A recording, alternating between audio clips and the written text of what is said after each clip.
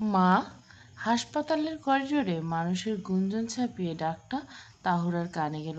এই চেনা ডাক শোনার জন্য মানুষের বুকের ভেতরটা কেমন যেন খামচে দিল। তাহুরা ধক করে একটা ধাক্কা খেয়ে চট করে ঘাড় ফেললেন। চোখের তারায় মেয়ের মুখটা ভেসে উঠতে বুকের ভেতর কালবৈশাখী মেঘটা এক নিমেষে কর্পূরের মতো উড়ে গেল। মেয়ে হাসপাতালে বেডে শুয়ে তীব্র যন্ত্রণায় কাতরাচ্ছে এমন একটা ভয়ানক দৃশ্য মাথায় নিয়ে তিনি ট্রেনে চড়েছিলেন। অথচ প্রতিভা তার সামনে জ্যান্ত এক চঞ্চল চড়ুই পাখির মতো দাঁড়িয়ে হাসছে। চঞ্চল চড়ুই পাখির মতো এক ছুটে প্রতিভা আরও কয়েক কদম এগোলো। মা, তোমার আসতে কোনো কষ্ট হয়নি? তুমি ঠিক আছো? তাহলে কোনো উত্তর দিল না। তিনি পরম মমতায় প্রতিভার ফর্সা মুখখানা দুহাতে ছুঁয়ে দিলেন। কপালে হাত রেখে দেখলেন জ্বরটার কিছু নেই, শরীরটাও ঠান্ডা। বাবা-মা যেভাবে কাঁদো কাঁদো গলায় কথা বলল তাতে মনে হলো দুনিয়া বুঝি ওলটপালট হয়ে গেছে। তবে একজন অসুস্থ মানুষ এমন হাসি মুখে ছুটে আসতে পারে? তাহুরার কপালে সূক্ষ্ম তিনটি ভাঁজ পড়ল। তিনি চোখ সরু করে শুধালেন, প্রতিভা, তোকে দেখে তো কোথাও কোনো অসুস্থতার লক্ষণ দেখছি না। তাহলে হাসপাতালে কিসের এত কাণ্ড? তোর বাবা-মা ওভাবে মরা কান্নার মতো ওরে কি বললো তবে? প্রতিভা হাসপাতালের চারপাশে গম্ভীর পরিবেশের কোনো তোয়াক্কা করল না। এই মেয়েটিকে কোনো নিয়মে বাঁধা যায় না। সে মায়ের দুখাতে দুই হাত রাখলো, তারপর শরীর একটু দুলিয়ে পরম আহ্লাদি করে বলল, এই যে তোমার সামনে তোমার এক মেয়ে, আস্ত জ্যান্ত আর আস্তাবল থেকে ছুটে আসা তেজি ঘোড়ার মতো সুস্থ দাঁড়িয়েছে। এতে তুমি খুশি হওনি নাকি? হাসপাতালের সাদা চাদরে হাতে বড় একটা সুই ফুটিয়ে স্যালাইনের দিকে তাকিয়ে আ করে ছটফট করতে দেখলে তোমার মনটা শান্ত হতো শুনি। আসল কথা না এড়িয়ে যা প্রশ্ন করছে উত্তর দে, মিথ্যে কেন বলছিস? তাহুরার গলাটা একটু কঠিন সরানো। বুদ্ধিমান মায়েরা মেয়ের সমস্ত চাল এক পলকে ধরে ফেলে। অবশ্য তাহুরা বুদ্ধিমান না হয়ে টের পেল মেয়ে যে তাকে ঘোরতর এক মিথ্যে বলে এই ইট পাথরের নির্দয় শহরে ফের এনেছে তা তাহুরার বোঝার বাকি নেই। মেয়ের এই মিথ্যেতে তাহুরা যে বেজায় অসন্তুষ্ট হলো সেটা তার মুখ ফুটে বলতে হলো না। তার চাপা ঠোঁট আর স্থির চোখে সে বলেই দিল, চাকরি পাওয়ার পর থেকে প্রতিভা মাকে নিজের কাছে আনার জন্য কত রকম জোরজবস্তি করে আসছে তার ইয়ত্তা নেই। তবে তাহুরা আসেনি। সে যে ওই দূরের গায়ের বাড়িটার প্রতি ঋণী। যে বৃদ্ধ মানুষ তাকে একদা আশ্রয় দিয়েছিল, নিজের মেয়ের মতো আগলে রেখেছিল, স্নেহ দিয়ে মাথার উপর বটবৃক্ষের ন্যায় ছায়া হয়ে আছে, তাকে আর তার পরিবারকে ফেলে নিজের স্বার্থে মেয়ের কাছে সুখ কুড়াতে এই শহরে খুপড়ি বাসায় তিনি আসতে পারেন না। তবে শেষমেশ অসুখের এই নাটকীয় গল্প সাজিয়ে তাকে এই শহরে টেনে এনেছে। তাহুরা খানিকটা রাগ হলো। মায়ের সুশ্রী চেহারা রাগের এই আষাঢ়ে মেঘ থোড়াই কেয়ার করলো তা প্রতিভা। সে তার চিরচেনা হেয়ালিপূর্ণ গলায় প্রত্যুত্তর বলল, মোটেও আমি মিথ্যে বলিনি মা। সত্যি তোমার মেয়ে হাসপাতালে ভর্তি। যদি গুরুতর কিছু হয় বরং মহা আনন্দ, তবুও তো ভর্তি। মেয়ের কথার মাথা মুন্ডু তাহুরার বোধগম্য হলো না, আর হওয়ার কথা না। তাহুরা ভুরু কুচকে কিছু একটা জিজ্ঞাসা করতে চাইলেন, তার আগে মেয়ের লম্বা হাতটা তার কাজ জড়িত। ওয়েট মা ওয়েট, সব বলছি, চলো আগে আমার সাথে। বলে মাকে আর বাড়তি কোনো যুক্তিতর্ক করার সুযোগ না দিয়ে লিফটের দিকে এক প্রকার ঠেলে নিয়ে চলল প্রতিভা। একদিকে হাত দূরে আরেকজন মানুষ তখন কাঠের পুতুলের মতো থ মেরে চেয়ে আছে। প্রতিভা যখন জোরে সোরে মা বলে ডাক দিল তখনই সে মেয়েকে কোলে নিয়ে ঘাড় ফিরিয়ে তাকিয়েছিল এবং তাকে তার ভিতরে একটা বড়সড় ওলটপালট হয়ে গেল। এই তো কেবল ঝুমঝুমকে নিশ্চিত আচার খাওয়া থেকে সেভ করা শ্বেতশুভ্র শাড়ি পরা ভদ্রমহিলা না উনি? আরে প্রতিভা ওনাকে মা ডাকলো, ঠিকই শুনছে। মাহিন মনে মনে প্রশ্নের উদ্বেগ হতে সে নিজের অজান্তে জোরসে একটা ধাক্কা খেল। আপনা আপনি দাঁতের তলায় জিভ গেল, নিজের জিভ। জিভ কামড়ে মনে মনে সে হাই হাই করে উঠল, কেলো করেছে রে, সর্বনাশ যাকে বলে। সৌজন্যতা রক্ষা করতে একটু আগে ওই ভদ্রমহিলাকে শিখিয়ে দেখলা, আবার না। এখন চিৎকার করে বলতে ইচ্ছে করছে মাহিনের। এর মধ্যে ফোন পকেটে পুরো বাবু-মামা এদিকে আসছিল। তাকে মাহিন চেনে, খুব ভালো করে চেনে। তাদের বাড়িতে তো কদিন রাজকীয় হারিয়েছিল এই লোকটা। তাই তাকে দেখে তড়িঘড়ি পথ আটকে দাঁড়ালো মাহিন। কুশলাদি বিনিময় বা ভালো মন্দ জিজ্ঞাসা করার মতো মানসিকতা অবস্থা তখন আর নেই। সে সরাসরি অন্তত ব্যাকুল করে প্রশ্ন করে, মামা, প্রতিভার সাথে উনি কে হন প্রতিভার? বাবা মা চশমাটা নাকের ডগে ঠিক করতে চকিত লিফটের দিকে চাইলেন। অন্তত নিষ্ক্রিয় করা বলেন, প্রতিভার মা। মাহিনের গলার কথা দলা পাকিয়ে গেল। বাতাস কমে গেলে মানুষের ভেতর যেমন হাঁসফাঁস লাগে, তার অবস্থা তখন ঠিক তেমন। সে অস্ফুট স্বরে আমতা আমতা করে বেকুবের মতো শুধল, মা? আপন মা? বাবা মার বলতে শিখল, মা আবার আপন হয় না তো পর হয়? জামাই বাবা জীবন, তোমার এ আবার কেমন প্রশ্ন?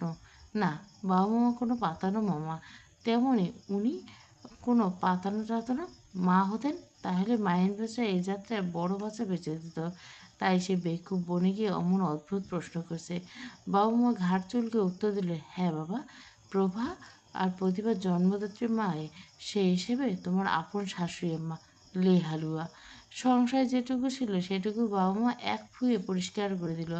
আর দেওয়া মাত্র মাহিনের ইচ্ছে করলো এই 10 তলা হাসপাতালের বিল্ডিংয়ের উপর থেকে সেব একটা লাফ দিয়ে নিচে পিছলা রাস্তায় পড়ে জীবনের ভবলীলা সাঙ্গ করে দিতে।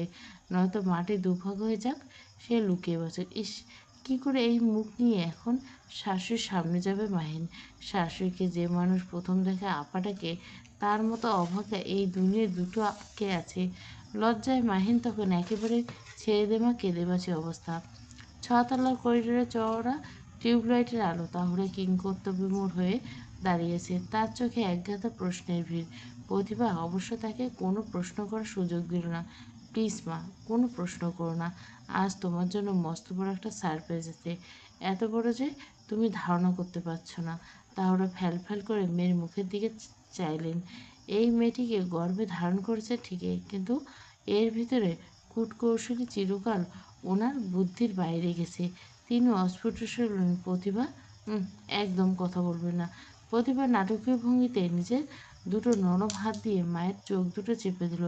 ফিসফিস করে বলল, কখনো মুখ ফুটে না বললো আমি জানি তুমি কতটা মিস করো প্রতিনিয়ত, কতটা ব্যাকুল তুমি তাকে একটিবার চোখে দেখার জন্য, একটু বুকে জড়িয়ে ধরার জন্য। তোমার না বলা আকাঙ্ক্ষা যদি আমার বোঝার ভুল না হয়, তবে পৃথিবীতে সব খুশি আজ তোমার ঝুলিতে জমা হতে যাচ্ছে। এবার লক্ষ্মী মেয়ের মতো হাঁটো তো। কেবিনের দরজা বাবু মা নিঃশব্দে খুলে দিল। প্রতিভা ওভাবে মায়ের চোখ ধরে ঘরের ভিতরে নিয়ে এলো। ঘড়িতে রাত 11টা ছুঁই ছুঁই। সুফিয়া বেগমের কোলের উপর নবজাতকটা কুই কুই শব্দ করে হাত পা ছুটছে। প্রভার মুখটা জানলার দিকে ঘোরানো। জানলার ওপাশে ঢাকা শহরের বহুতলে ভবনগুলো নিঃসঙ্গ দাঁড়িয়েছে। রাতের শহর কখনো পুরোপুরি অন্ধকারে ডোবে না। সোডিয়াম আর নিয়ন বাতির একটা স্লান হলুদ আভা আকাশটাকে ছুঁয়েছে। আর সাথে আষাঢ়ের মেঘে আকাশটা আজ বড্ড ভারী। থেকে থেকে মেঘের ডাক আর বিদ্যুতের তীব্র আলোয় হাসপাতালের কাচের জানলা আছড়ে পড়ছে। সেই নীলচে আলোয় প্রভার ফর্সা বিষণ্ণ মুখটা ক্ষণে ক্ষণে চমকে উঠছে। ঠিক তখনই প্রতিবার চপল কণ্ঠস্বর ঘরের নীরবতা ভাঙল। আপু! বোনের চেনা ডাক কানে যেতে প্রভা ঘাড় ফেরালেন। কপালে জ্যামিতিক রেখার মতো দুটো ভাঁজ পড়ল। প্রতিভা মুখে এক চিলতে বিজয়ের হাসি নিয়ে আস্তে আস্তে মায়ের চোখ থেকে হাত সরিয়ে নিলেন। ফিসফিস করে বলে, তাকাও মা, দেখো তোমার সামনে তোমার আরেক দুনিয়া। তাহলে পিটপিট করে চাইল। প্রথমে চারপাশটা বড্ড ঘোলাটে ঠেকালো। তীব্র আলোয় চোখ সরে আসতে ওনার চোখের সামনে একটা মলিন মুখ ভেসে আসলো। ভাসা ভাসা একজোড়া চোখ ওনার দিকে তাকিয়েছে। না, এই তরুণীকে তিনি ঠিক চিনতে পারলেন না। তবে নারীর টান একটা অলৌকিক ব্যাপার প্রকৃতি আছে না। বেডে থাকা মেয়েটার মুখখানা দেখে তাহুরার বুকের ভেতরটা আচমকা কেমন একটা তীব্র মোচড় দিয়ে উঠল। ওই ভাসা ভাসা চোখ যেন 26 বছরের জমানো অভিমান আর রাজ্যের অভিযোগ এক ফোঁটা জলের মতো টলমল করছে। এদিকে প্রতিভার মুখে ওই আগন্তুক ভদ্রমহিলা মা ডাক শুনে প্রভার বুকের ভেতরটা কেঁপে উঠল। স্যালাইনের সুচ ফোটানো হাত সামান্য কাঁপছে। সে একবার প্রতিভার দিকে তাকায়, পরক্ষণে আবার শ্বেতশুভ্র শাড়ি পরা মহিলা দিকে। দুজনের চেহারার আদল এক অলৌকিক মিল। তবে কি? প্রশ্নটা মস্তিষ্কে হানা দিতে প্রভার শুষ্ক ঠোঁট দুটো তিত্তির করে কাঁপতে লাগলো। সে অবশ হয়ে চেয়ে রইল। প্রতিভা নিজের ছলছল চোখ জোড়া আড়াল করতে একটা কৃত্রিম আদুরে হাসি ফুটে বলল, আপু, আমাদের মা। পরপর মায়ের দিকে ফিরে তাহুরার হাতটা চেপে ধরল প্রতিভা। মা, দেখো তোমার সেই নারী ছাড়া বড় মেয়ে কত বড় হয়েছে দেখো। তার এখন একটা সুন্দর সংসার হয়েছে। সে এখন দুটো সন্তানের মা। তাহুরা চোখের সামনে পুরো ঘরটা দুলতে লাগলো। তিনি নির্বাক চেয়ে রইলেন। মনে হচ্ছে এটাই চোখের ভ্রম, এটা একটা দীর্ঘ স্বপ্ন, আর ঘুম ভাঙলে এসব কিছু ধুলোর মতো উড়ে যাবে। তাহুরার চোখ দুটো ক্রমশ ঝাপসা হয়ে গেল। তিনি ঠোঁট নেড়ে কেবল অস্ফুট স্বরে একটাই শব্দ উচ্চারণ করলেন, করতে পারলে? প্রভা। মায়ের সেই কণ্ঠে প্রভা ডাকটা প্রভার কানে পৌঁছানো মাত্র তার চোখের ভেতরে বর্ষার পাতটা এক নিমিষে ভেঙে গেল। এতগুলো বছর শূন্যতা মা হারা গ্লানি অশ্রু হয়ে গড়িয়ে পড়তে চাইল, কিন্তু প্রভা নিজেকে বড্ড কঠিন করে ফেলছে। সে দাঁত দিয়ে নিচের ঠোঁটটা সজোরে কামড়ে ধরল। বাইরে তখন আবার একটা তীব্র বিদ্যুৎ চমকে গেল, যার আলোর পুরো কেবিন এক সেকেন্ডের জন্য ধবধবে সাদা হয়ে গেল। তাহলে তখন ভগ্ন মন নিয়ে এক কদম এগিয়ে এসে মেয়ের গায়ে হাত রাখতে যাবেন, ঠিক তখনই এক বুক তীব্র অভিমানে ঝট করে মুখটা ফিরিয়ে নিল প্রভা। তাহুরা বাড়িয়ে দেওয়া সেই হাতটা মাঝপথে জমে বরফ হয়ে গেল। ওনার শুষ্ক জীর্ণ হাতটা অবচেতন প্রভার কপালে ছোঁয়াতে চাইল। বুকটা উজাড় করে ডাকতে চাইলেন, প্রভা, আমার সে ছোট্ট প্রভা। কিন্তু প্রভা কাট কাট গলায় ওনাকে থামিয়ে দিলেন। আজ কেন এসেছেন উনি? ঘরের ভেতরে বাতাস এক লহমায় ভারী হয়ে উঠলেন। প্রভা এবার ঘাড় ফিরিয়ে সরাসরি প্রতিভার দিকে তাকালেন। মায়ের দিকে একবারও চাইলেন না। প্রভার চোখ দুটো জবা ফুলের মতো লাল। সে প্রতিভাকে লক্ষ্য করে বললেন, প্রতিভা, চলে যেতে বলো ওনাকে। এখন ওনার কোনো প্রয়োজন নেই। আমার জীবনে এতগুলো বছর যেভাবে কেটেছি, বাকিটা ওনার মমতা ছাড়াই কেটে যাবে অনায়াসে। প্রতিভা স্তম্ভিত হয়ে গেল। তাহলে বুকটা কাঁচ ভাঙার মতো ভেঙে গুঁড়ো গুঁড়ো হয়ে গেল। তবে মায়েরা বোধহয় এই পৃথিবীর সবচেয়ে বেহায়া সৃষ্টি। মেয়ের কথাগুলো ওনার গায়েই লাগলো না। তিনি একজোড়া তৃষ্ণার্ত চোখে মেয়ের মুখের দিকে নিষ্পলক চেয়ে রইলেন, ঠিক যেন এক চাতক পাখি এই মুখটা দেখার জন্য একা একা কত ছটফট করছেন, তবে কাউকে কোনোদিন বলেনি। প্রতিভা একটা দীর্ঘশ্বাস ফেলল না। আপু, এ কি বলছো তুমি? তুমি সব সত্যি জানার পর মায়ের উপর রাগ করবে? প্লিজ আপু, বোঝার চেষ্টা করো একবার। প্রভা একটা তাচ্ছিল্য হাসিল। রাগ? না প্রতিভা, ওনার উপর আমার কোনো রাগ নেই। উনি তো আমার ভালো চেয়েছিল, তাই না? আর যে ভালো চায় তার উপর রাগ করতে নেই। একটু দম নিয়ে প্রভা এবার সরাসরি তাওরার দিকে তাকালো। ওর চোখ দুটো ২৬ বছরের জমাট বাঁধা একলা থাকা তীব্র নালিশ। উনি আমার ভালোর জন্য আমাকে ছেড়ে গিয়েছিলেন। উনি চেয়েছিলেন ওনার মেয়ে যেন রাজকন্যার মতো বড় পায়, বড় বাড়ি, বাবার আদর পায়। তবে আমার জীবনে সব ভালো থাকা কেড়ে নিয়ে। প্রভার কণ্ঠস্বর আবার কান্নার কাঁপন স্পষ্ট। সে আপ্রাণ চেষ্টা করছে নিজেকে শক্ত রাখতে। ওনার কি একবারও মনে হয়নি প্রতিভা রাজপ্রাসাদের চেয়ে আমার ওনার মলিন শাড়ির আঁচলটা বেশি প্রয়োজন ছিল?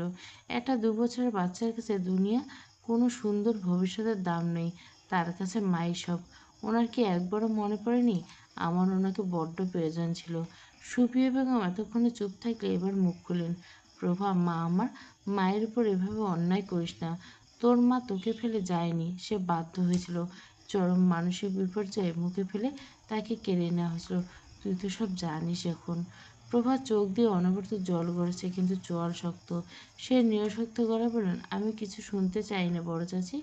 আপনারা সবাই আজ ওনার পক্ষ ওকালতি করতে এসেছেন। এতগুলো বছরের মধ্যে উনি কেন একটা বার আমার খোঁজ নিতে এলেন না? আইনের ভয়ে? ফাঁসির ভয়ে?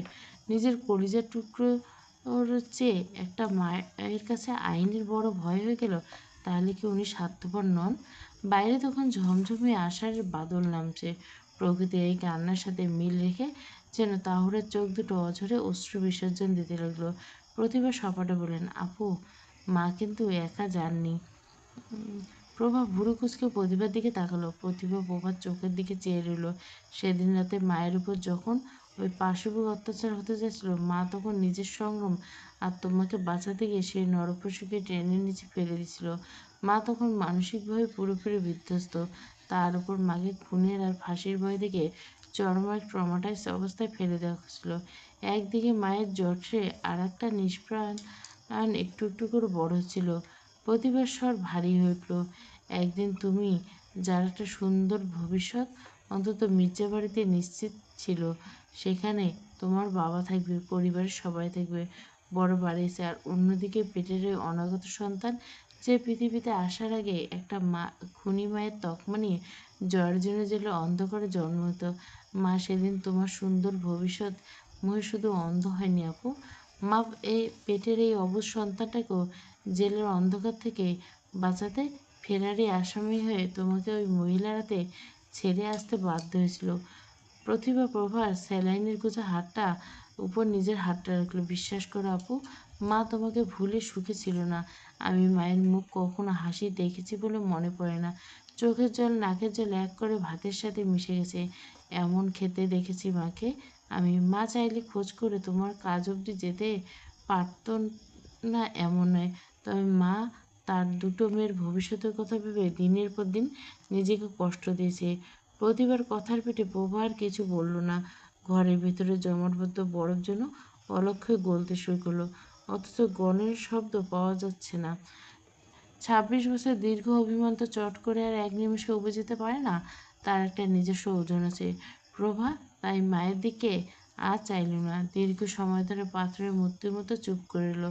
খানিক বাদে সে জানলার উপর থেকে চোখ ফিরিয়ে একটু তেরাসই বলল, কেউ যদি নাতি নাতির প্রতি দায়িত্ব পালন করতে চায় তবে আমি বাধা দেব না, তবে আমার কাছাকাছি ঘেঁষার কোনো প্রয়োজন নেই। তাহুয়ার চোখের পানি আচমকা থমকে গেল। সে আষাঢ়ের মেঘ মাথায় নিয়ে হঠাৎ এক চিলতে রোদের আলো এসে পড়ছে। প্রতিভা মুখে হাত দিয়ে হেসে ফেলল, তবে সে হাসি কোনো শব্দ হলো না। প্রভা ছোট বোনের এই অকারণে আধিক্যতা থেকে রুক্ষকালে আদেশে শুরু, ঝুমঝুমি কোথায়? অনেক রাত হয়েছে, ওর ঘুম পাড়ানোর সময় হয়েছে। ঝুমঝুমিকে খাওয়ানো হয়েছে কিছু? মাহিনকে একটা ফোন দাও, বলো ঝুমঝুমিকে এখানে নিয়ে আসতে। তাহলে নিটল চাহনিতে বড় মেয়ের দিকে চেয়ে রইল। তিনি নিজের পেটের দুটো মেয়েকে একদিকে কোনোদিন পুরোপুরি বুঝে উঠতে পারবেন বলে মনে হয় না। এই যে তার দস্যি ছোট মেয়েটা কেমন হুট করে কী করলো, এখনো ঠাউর করতে পারছে না। শুরুতে বিস্ময়ে ধাক্কা থাকায় কোনো প্রশ্ন আসেনি, এখন চারবার শান্ত হতে জটলাগুলো বাকি এসছে। আচ্ছা, প্রতিভা এসব জানলো কী করে? সে কীভাবে প্রভার খোঁজ পেল? প্রশ্নের জটগুলো মনের ভেতর তোলা রেখে তাহুরা ধীরে ধীরে এগিয়ে গিয়ে সুফিয়ার কোলে থাকা নাতিকে নিজের কোলে তুলে নিলেন। তুলতুলে নরম এক মাংসপিণ্ড কোল জুড়ে নিতে বুকটা শীতলতায় ভরে গেল। এ তো শুধু শিশু নেই, এ যেন সেই হারিয়ে যাওয়া সেই ছোট্ট প্রভার নারী ছেলেদের।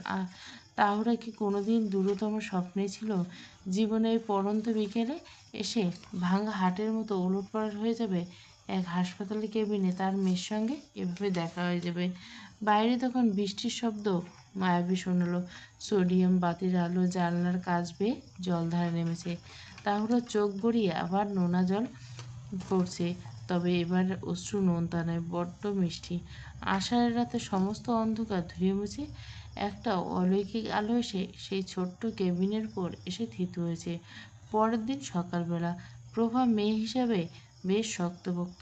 হাসপাতালে এসে সাধারণ মানুষ একটু আলগা আহ্লাদ করে শরীরটা ছেড়ে দেয়, প্রভা তা করল না। নার্স এসে যখন হাতে স্যালাইনের নলটা খুলে দিল, বসতে পারবেন, দুপুর থেকে হাঁটতে পারবেন। তারপর সে একাই বিছানা থেকে সোজা হয়ে বসার চেষ্টা করলো। প্রতিভা এসে পিঠে নিচে আলগোছে একটা বালিশ গুঁজে দিয়ে একটু সাহায্য করলো। সে দিব্যি সোজা হয়ে বসলো। পা দুটো ছড়ানো, কোলের উপর পুত্র সন্তানকে নিবিষ্ট করে দুধ খাওয়াচ্ছে প্রভা। প্রভা আর চোখে দেখলো কেবিনে এক কোণে ডিভাইনে ঝুমঝুমি বিভোর ঘুমাচ্ছে, তার পাশে বসা তার মা।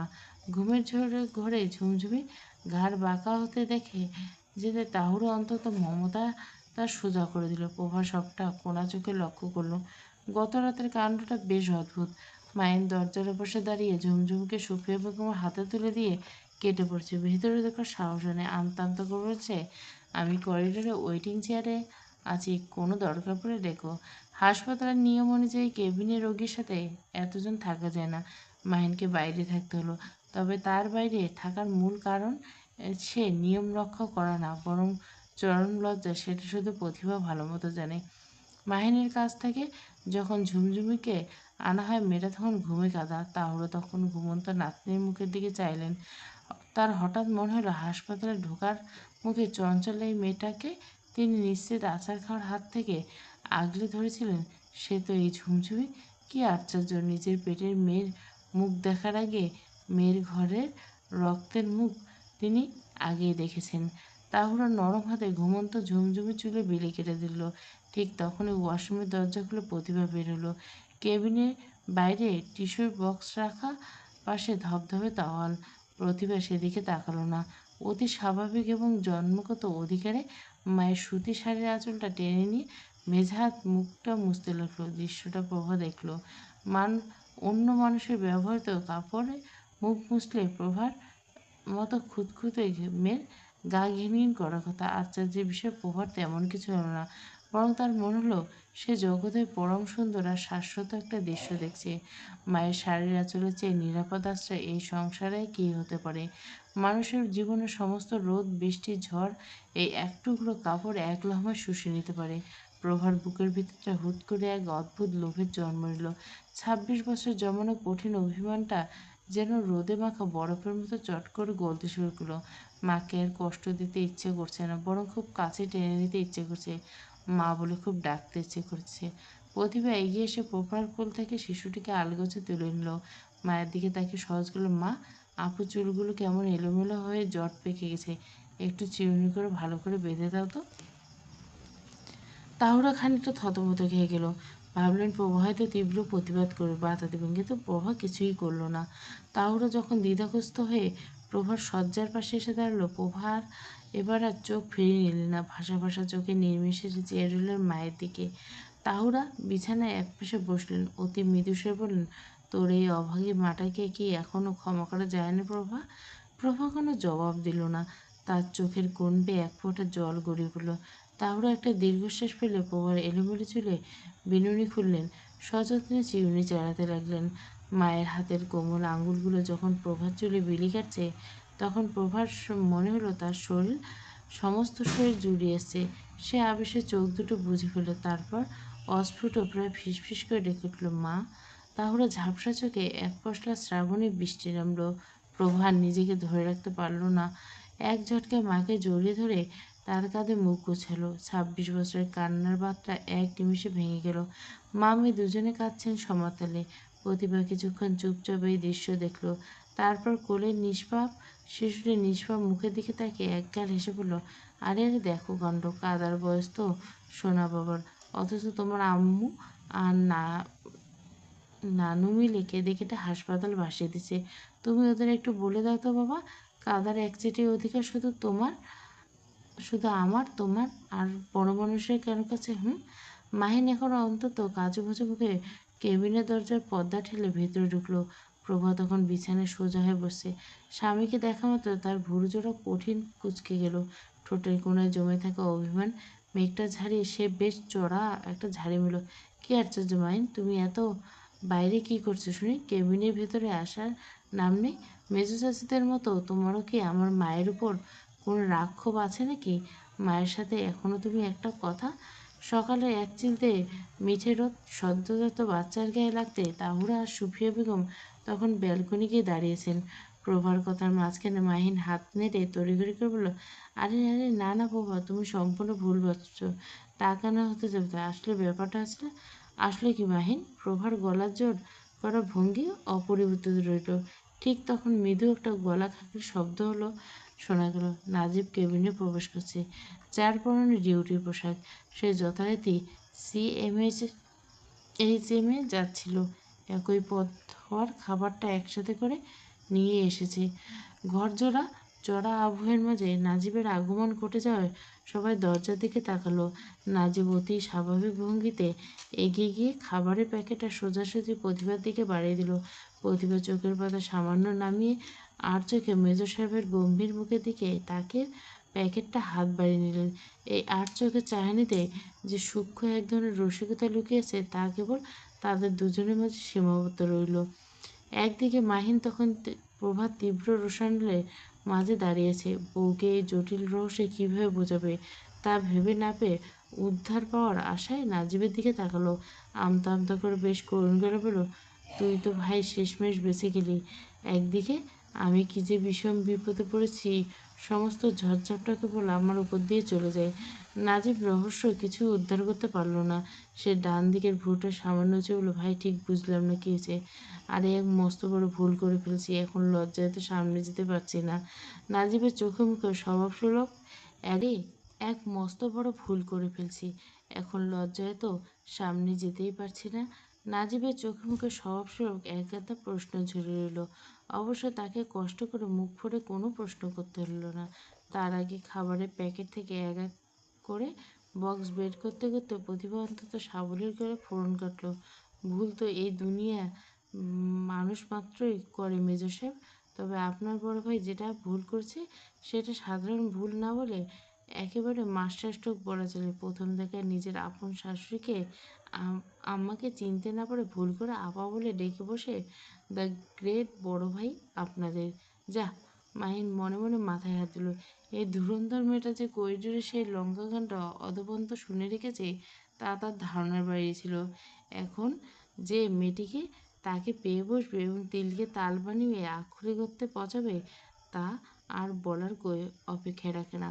মাহিন অন্তত সংক্ষেপে পুরো ঘটনার কৈফিয়ত দেওয়ার চেষ্টা করলো। নাজিব পুরোটা শুনে ঠোঁট কামড়ে ধরে নিঃশব্দে হাসলো। বড় ভাইয়ের এই চরম দুর্গতি ছোট ভাইয়ের মুখে এমন চাপা হাসি থেকে প্রভা আরও রেগে গিয়ে বলল, তুমি একটা আস্ত বেকুব, অন্তত ভালো করে জিজ্ঞাসা করে নেবে না? আরে আমি কি অন্তর্যামী? আমি কি আগে থেকে জানতাম নাকি ওনার পরিচয়? মাহের নিজেকে নির্দোষ প্রমাণে আপ্রাণ চেষ্টা করলো। ঠিক এই ক্রান্তি লয়ে ট্রাতা থেকে কেবিনে উপস্থিত হলেন বাবু মামা। তিনি চশমাটা নাকের ডগায় ঠিকঠাক বসিয়ে মুরব্বিয়ানা চালে মীমাংসা করতে চাইলেন। আরে প্রভামা শোনো, আপা যখন নিজেই চড়া টেনশন ছিলেন তখন ওসব খেয়াল ছিল না কি না তা তো ঘোর সন্দেহ।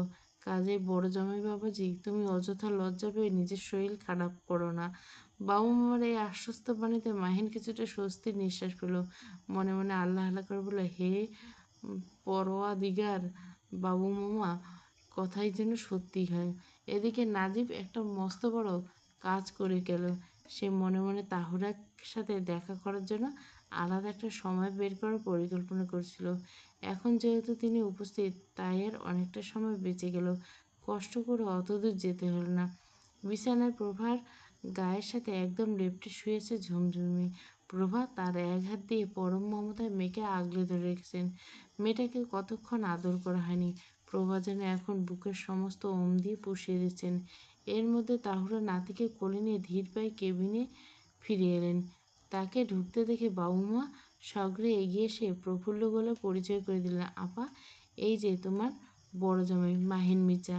মাহিন এবার লজ্জায় চোখের পাতা পুরোপুরি উপরে তুলল না, চোখ নিচু করে অন্তত ভদ্রভাবে সালাম দিল। তারপর একটু সুযোগ পেয়ে পাশে দাঁড়ানো নাজিবের দিকে সামান্য ঝুঁকে ফিসফিস করে বলল, কী বলে সম্বোধন করবো বুঝতে পারছি না। কেন ভাইয়া, এখনো কি আপা ডাকার কোনো সুপ্ত ইচ্ছা মনের ভিতরে লুকিয়ে আছে নাকি? নাজিব অতি মৃদু স্বরে পাল্টা খোঁচা দিল। ছোট ভাইয়ের এমন অসময়ের রসিকতায় মাহির নিজে জিভ কাটল। মৃদু চাপা গলায় বলল, আমার শালিকার মতো তুইও সুযোগ পেয়ে মজা নিচ্ছিস নাজিব? আচ্ছা তুই কি ওনাকে কি বলে ডাকবি সেটা আগে শুনি। সম্পর্ক তো দুটো, একধারে শাশুড়ি মা প্লাস ছোট। মাহিনের কথার বাকি অংশটুকু শেষ করার কোনো সুযোগ না দিয়ে নাজিব গম্ভীর মুখে এক চিলতে অমায়িক হাসি টেনে বলল, আসসালামু আলাইকুম ছোটো মা। মাহিন যেন এক পলক তার সমস্ত গোলকধাঁধার নিখুঁত উত্তর পেয়ে গেল। তাহুরা অবকণ্ঠিত মুখে অতি ধীর গলায় নাজিবের সালাম নিলেন। এদিকে বাবু মামার পেটে তো আবার কোনো কথা হজম হয় না। তিনি এই মধুর পরিবেশ দেখে গদগদে এক নিঃশ্বাসে গলগল করে বলল, আপা এই হলো তোমার ছোট জামাই। মানে এখনো পুরোপুরি জামাই না, হবু ছোট জামাই। তবে কি শীঘ্রই হবু শব্দটার মাঝখানে একটা ভোজবাজির মতো উড়ে গেল। প্রতিভা এই অদৃশ্য কাল্পনিক হাত দিয়ে নিজের কপাল চাপড়ালো, তারপর বাবুমার দিকে তাকিয়ে চোখের ইশারায় ওনাকে মাঝপথে থামিয়ে দিল। আর বৃষ্টি নেই, অথচ মেঘের ভারে আকাশটা গুমোট হয়েছে। গুমোট আবহাওয়ার গরমটা আজ বড্ড বেশি লাগছে। আজ হঠাৎ লিফটটা অসময়ে বন্ধ থাকায় সিঁড়ি ভেঙে পাঁচতলা উঠতে উঠতে প্রতিবার সুতির কুর্তিটা পিঠের সাথে লেপ্টে ঘামে ভিজে কপালে চিকচিক করছে মুক্ত দানার মতো বিন্দু বিন্দু ঘাম। এক হাতে ব্যাগের ফিতেটা ধরে অন্য হাতে কানে চেপে ধরা মুঠোফোন। ওপাশ থেকে পুরুষ এলে গম্ভীর কণ্ঠস্বর ভেসে এলো, গত কয়েকদিন ধরে আপনি আসছেন না প্রতিভা। আজ আপনার ক্লাস ছিল, আজও এলেন না। অনুপস্থিতি কারণটা কি জানতে পারি? প্রতিভা সিঁড়ির ল্যান্ডিংয়ে দাঁড়িয়ে জিরোতে একটু দম নিল। তারপর রাজ্যের ক্লান্তি মেখে বলে, একটু সমস্যা ছিলাম সাজিদ সাহেব। সমস্যা থাকলে একটা ফোন করে জানানো যেত। আপনাকে ফোনে পাওয়া যাচ্ছিল না। কী এমন জটিল সমস্যা যে একটা ফোন করে সময়টুকু পেলেন না? সাজিদ চেয়ারে হেলান দিয়ে বসে সিগারেটের শুকটান দিয়ে ধোঁয়া ছাড়লো। তারপর আরও বলল, আমার আর্ট স্কুলে একটা নিয়ম আছে প্রতিভা, বাকি শিক্ষকরা তা অক্ষরে অক্ষরে মানে। কারণ তারা জানে এখানে অনিয়মের শাস্তি একটাই, চাকরিচ্যুত। যদি সবাই সবসময় তটস্থ থাকে, একমাত্র আপনি বোধহয় আমার দুর্বলতাকে সুযোগ হিসেবে নিচ্ছেন। কারণ আপনি খুব ভালো করে জানেন আমি আপনার উপর কখনো কঠোর হতে পারবো না। প্রতিভা মনে মনে বিড়বিড় করল, বাহ, কসাইয়ের মুখে দুর্বলতার গল্প শুনতে বেশ লাগে। বাঘ যখন হরিণকে বলে, তোমাকে আমি বড় ভালোবাসিয়ে ফেলেছি। অবশ্য মুখে অবশ্য এসব বলল না প্রতিভা। গলায় একটু সুমিষ্ট আর কিছুটা লাজুক আমেজ মিশে বলো, সব সমস্যা কি এর পুরুষ মানুষকে মুখ খুলে বলা যায় সাজি সাহেব? মেয়েদের 12 মাসে 13 রকমের বালাই থাকে। আমার মতো নাজুক একটা মেয়ে চাইলে গিয়ে সব কথা আপনাকে বলতে পারে? ভাবলাম আমার এসব জটিল সমস্যার কথা শুনে আপনি না আবার অসুস্থতে পড়ে যান, তাই আর ফোন টোন করিনি। ওপাশে সাজি সামান্য বিষম খেল। এই মেয়ে নাকি লাজুক? যে মেয়ে ঢাকঢোল পিটিয়ে নিজের লাজুক জাহির করে, সে আর যাই হোক লাজুক নয়, সেটা বোঝার সূক্ষ্ম বুদ্ধি তার আছে। তবু এই আচমকা তুরুপের তাসে সে কিছু একটা অপ্রস্তুত হলো। তড়িঘড়ি করে প্রসঙ্গ পাল্টানোর জন্য, আচ্ছা আচ্ছা ঠিক আছে, আপনাকে আর বিস্তারিত বলতে হবে না, আমি বুঝতে পারছি। মেয়েটা কী বুঝলো তা নিয়ে প্রতিবার বিন্দুমাত্র আগ্রহ নেই। সে চাবি বের করে ফ্ল্যাটের দরজার লক খুলল। ঠিক তখনই সাজিদের কণ্ঠে একটা সুমধুর ব্যাকুলতা ঢেলে আচানক বলে উঠল, জানেন প্রতিভা, বড্ড আফসোস রয়ে গেছে আমার। আমার খাঁটি অনুভূতিটাকে আপনি একদানাও দাম দিলেন না। আচ্ছা প্রতিভা, একবার কি ভেবে দেখা যায় না? প্রতিভা ঘরের ভিতরে ঢুকতে ঢুকতে মনে মনে বলল, কসাইয়ের আবার অনুভূতি? বেটার অনুভূতি তো নয়, কচুল্লতি। ভাবলেই গা গতর অ্যালার্জি ধরে যায়। মুখে অবশ্য বেশ রসিয়ে বলল, আপনি তো দেখছি বেশ নাছোড়বান্দা মিস্টার আর্টিস্ট। বলছি তো প্রেম পেতে আমার বড্ড অ্যালার্জি। সাজিদ রাগলো না, হতাশ হলো না, বরং তার কণ্ঠে আমোদ খেলা করে গেল। প্রেম পেতে আপনার কাছে অ্যালার্জি হতেই পারে প্রতিভা, কিন্তু একদিকে আপনার প্রতি প্রেম যে আমার গায়ে কাঁঠাল আটার মতো রেগে আছে। আর জানেন তো কাঁঠালের আটা একবার নাগালে সহজে কিন্তু ছাড়ে না। প্রতিভা জুতো খোলার জন্য নিচু হয়ে মৃদু হাসলো, সমস্যা নেই, আমাদের বাড়ির পিছনে সর্ষে ক্ষেত আছে, সেখানে সর্ষের খাঁটি তেল 1 বোতল আপনার জন্য পাঠিয়ে দেব। প্রাচীন কাল থেকে জানা আছে কাঁঠালের আটা ছাড়াতে খাঁটি সর্ষের তেলের চেয়ে উত্তম কিছু আর পৃথিবীতে দুটো নেই। সাজিদ ওপাশ থেকে হো হো করে হেসে উঠল। প্রতিভা কাঁধের সাহায্যে ফোনটা কানে চেপে ধরে হিলজোড়া সুরেখে রেখেছিল। ঠিক তখনই দরজা খোলার শব্দ পেয়ে রান্নাঘর থেকে তাহুড়ো হন্তদন্ত করে বেরিয়ে এলেন। তার ডান হাতের ঘণ্টিতে ঝোলের হলদেটে দাগ। রান্নাঘর থেকে ভুর ভুর করে মশলার গন্ধ আসছে। তিনি মেয়ের দিকে তাকে কোনো ভূমিকা না করে বলেন, প্রতিভা, বাড়াবাড়ি না করে কেসটা তুলে নি। মা যে এমন কিছু বলে তাকে চাপ দিবেন তা প্রতিভার অজানা ছিল না। তবে মায়ের টাইমিং জ্ঞান বরাবরই দুর্বল। প্রতিভা চোখের ইশারায় কানের ফোনটা দেখিয়ে মাকে থামিয়ে দিল। ওপাশ থেকে সাজিদের কান তীক্ষ্ণ, সে হয়তো হালকা কিছু শুনেছে। প্রতিভা তড়িঘড়ি বলল, আচ্ছা সাজি সাহেব, আমি এখন রাখছি। সাজিদ কণ্ঠটা খানিকটা খটকা নিয়ে আচমকা শুধু, আচ্ছা প্রতিভা, আপনি কি লয়াল? মানে আপনি কতটা বিশ্বস্ত? হঠাৎ এই প্রশ্ন। না মানে আপনাকে আমি ঠিক বুঝে উঠতে পারি না। মাঝে মধ্যে মনে হয় আপনি খুব সাধারণ সরল একটা মেয়ে, ঠিক যেমন জল রঙে আঁকা একটা চেনা ছবি। আবার পরক্ষণে মনে হয় আপনি বড্ড অন্যরকম, ভীষণ অচেনা। আপনার এই দুই রূপের বৈপরত্য আমাকে ধাঁধায় ফেলে দেয়। প্রতিভা মায়ের ব্যাকুল মুখের দিকে তাকালো, তারপর ফোনের পাশে জবাব দিল, জীবন খুব বেশি লয়াল হতে নেই সাজি সাহেব। এই পৃথিবীতে যারা অতিরিক্ত লয়াল, তাদের আশেপাশে কেবল তথাকথিত দয়ালু মানুষের আনাগোনা বাড়ে। আর অতিরিক্ত দয়া দেখাতে গিয়ে মানুষ একসময় নিজের আসল রূপটা হারিয়ে ফেলে। অন্যায়কে প্রশ্রয় দেওয়া তাদের অভ্যাসে পরিণত হয়, যা মানুষকে অন্ধ করে দেয়। আর নিজেকে একটু আড়াল রাখাই ভালো। খুব সহজে কেউ পড়ে ফেললে তখন তার স্পেশালিটি কিছু থাকে না। বাই দ্য ওয়ে, রাখছি এখন। আর এক মুহূর্ত অপচয় না করে খট করে কলটা কেটে দিল প্রতিভা। উপস্থিত থেকে সাজিদ থুতনিতে হাত থেকে ভাবনায় মশগুল। প্রতিভার মধ্যে কিছু তো রহস্য আছে, তার সাজিদ এই কদিনে বেশ আন্দাজ করছে। এখন সময় ব্যাপার। প্রতিভা নারী নক্ষত্র জানে, যে প্রমাণগুলো সংগ্রহ করেছে আইন অনুযায়ী অপরাধীকে এতদিন কাঠগড়ায় দাঁড় করানোর কথা ছিল। কিন্তু উপর মহলের ফাইল নড়ছে না, সব কেমন স্লো তিমিতাল। প্রতিভা অভিজ্ঞ মন বলছে এই নীরবতা ভালো লক্ষণ নয়। দেশের ব্যবস্থার একটা অদ্ভুত অলিখিত নিয়ম আছে, অবশ্যই এটা ঘোর অনিয়ম।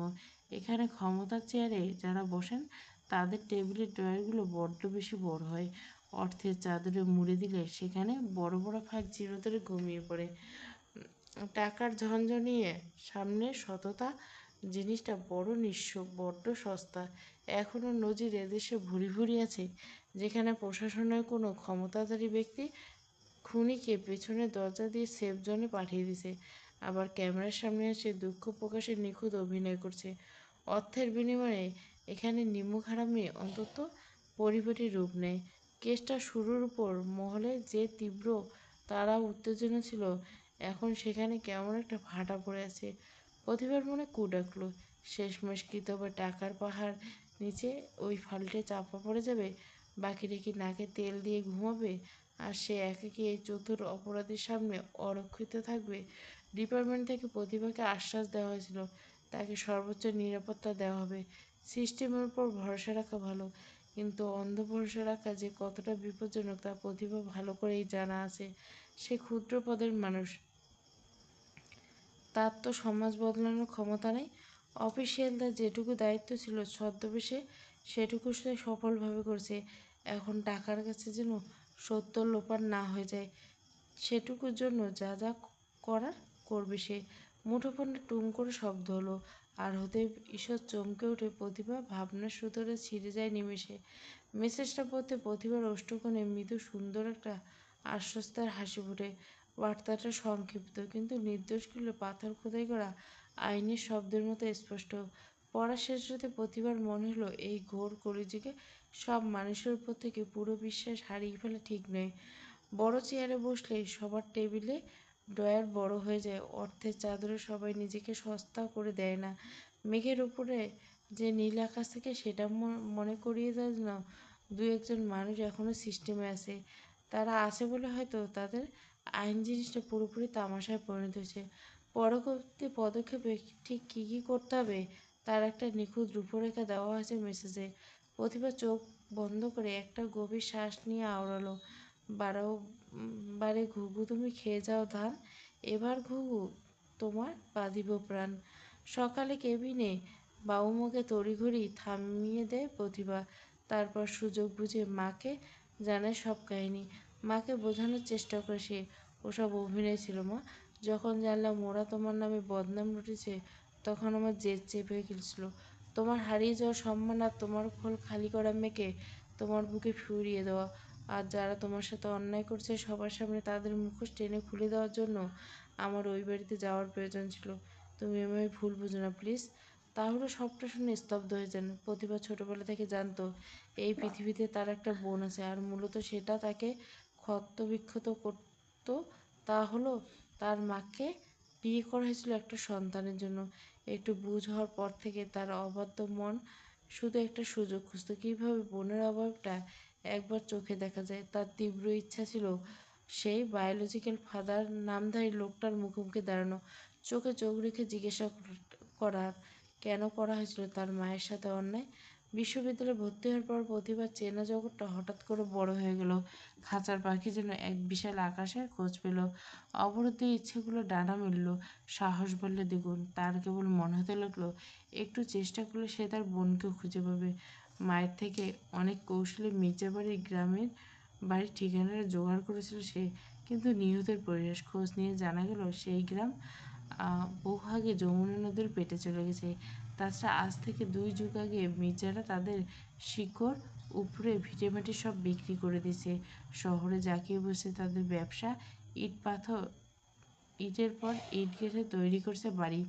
লড়াইটা যখন অসমাপ্ত মনে হয়েছিল, ঠিক তখনই আজ থেকে 6 মাস আগে প্রতিভার হাতে এলো আলাদিনের চেরাগ। পুরনো এক কাঠের ট্রাঙ্ক ফেলে দেওয়া হয়েছিল। কথায় বলে না, যেখানে দেখিবে ছাই উড়িয়া দেখো তাই, পাইলে পাইতে পারো অমূল্য রতন। প্রতিভার ক্ষেত্রে তাই হলো। ট্রাঙ্কের এক কোণে মলিন চটের ব্যাগে কাগজের ভাঁজে পুরনো সেই রাবেয়ার সেই পুরনো চিঠি। সেই চিঠির ভেতরে ছিল রাবেয়ার বাল্যসখীর বাড়ির ঠিকানা। ব্যাস, প্রতিভার ভিতরে ঘুমন্ত গোয়েন্দাটা এক লাফে জেগে উঠল। মাকে কিচ্ছু না জানিয়ে সুযোগ বুঝে পৌঁছে গেল সেই ঠিকানায়। ভাগ্য তার সহায় ছিল। রাবেয়ার সইয়ের সাথে দেখা হলো। প্রতিভার মধ্যে একটা সহজাত অভিনয়ের গুণ আছে। সে হাসিমুখে এমন এক মায়াজাল বলল, পৌরা গলে জল হয়ে গেল।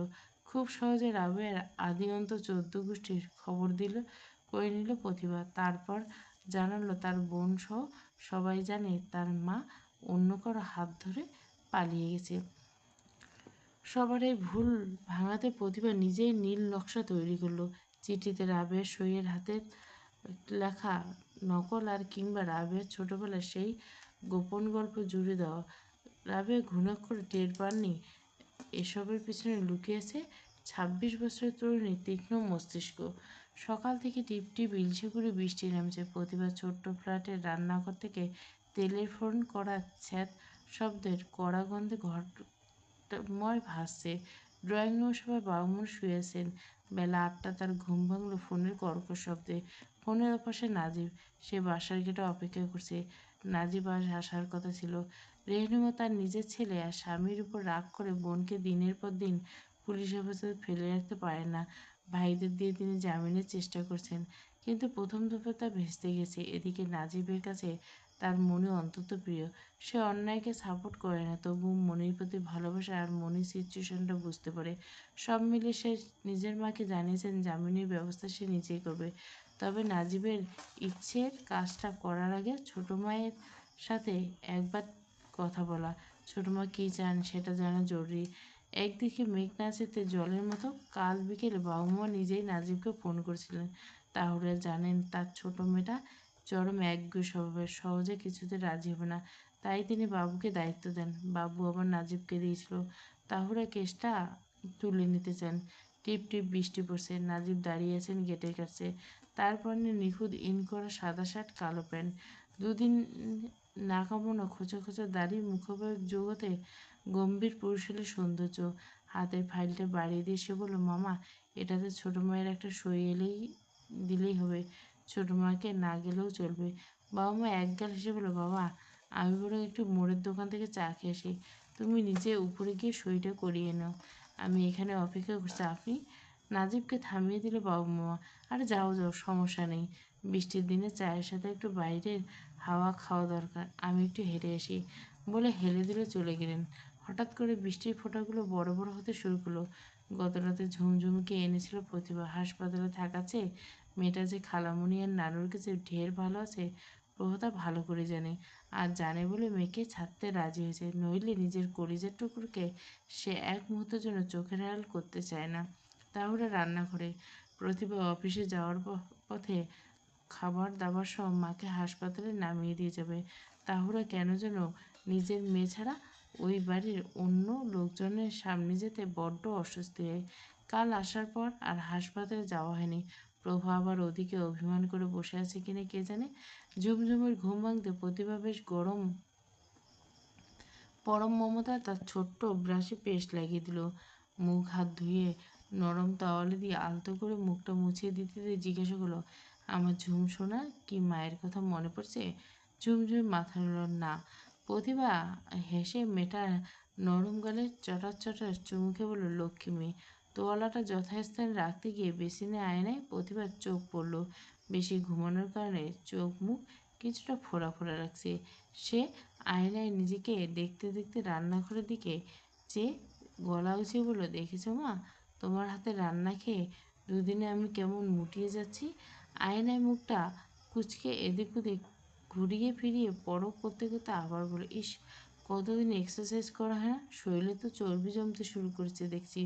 কথা বলতে বলতে সে গায়ের গাঢ় সবুজ ওড়নাটা কাঁধের উপর দিয়ে বুকের মাঝখানে আড়াআড়ি করে এনে কোমরে শক্ত করে গিঁট দিল। পরনে ঘিয়ে রঙের ঢিলে ঢালে লেডিস টি শার্ট আর প্লাজো, চুলগুলো পানিটেল করে বাঁধা। দুই হাত মুষ্টিবদ্ধ করে বুকের কাছে এনে ঝুমঝুমির দিকে তাকিয়ে বলল, ঝুমঝুনা, আমার সাথে এক্সারসাইজ করবা? ঝুমঝুমি না বুঝে উৎসাহের সাথে মাথা ঝাঁকলো। ঠিক আছে, হাত রাখো। এর এরপর একবার ডানে, একবার বামে, একবার সামনে, আরেকবার পিছনে, ঠিক এইভাবে।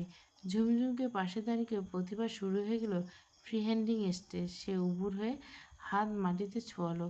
ঝুমঝুমি তো নকল করতে গেলে ভারসাম্য হারিয়ে ধপাস করে মেঝেতে শুয়ে পড়ল। আর পড়তে নিজের কাণ্ডে হেসে কুটি কুটি হলো।